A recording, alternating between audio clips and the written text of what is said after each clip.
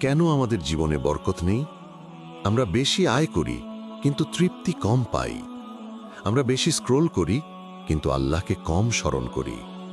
আমরা বেশি কথা বলি কিন্তু কম করি জিকির। বরকত মানে কত আছে তা নয়, বরকত মানে যা আছে তাতে আল্লাহ কতটা কল্যাণ দেন। সমস্যা রিজিকে নয়, সমস্যা সেই গুনাহে যেগুলো আমরা হালকা মনে করি, সেই নামাজে যেগুলো আমরা দেরি করি, সেই শুকরিয়ায় যেটা আমরা ভুলে যাই।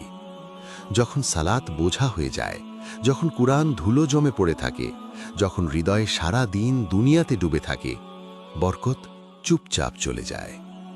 আল্লাহর দিকে ফিরে আসুন, নামাজ ঠিক করুন, হৃদয় পরিশুদ্ধ করুন, ছোট ছোট নেক আমল নিয়মিত করুন। দেখবেন সময়, রিজিক আর মনের শান্তি সব কিছুই যথেষ্ট মনে হবে। আর এমন নসিহাতের জন্য চ্যানেলটি সাবস্ক্রাইব করুন।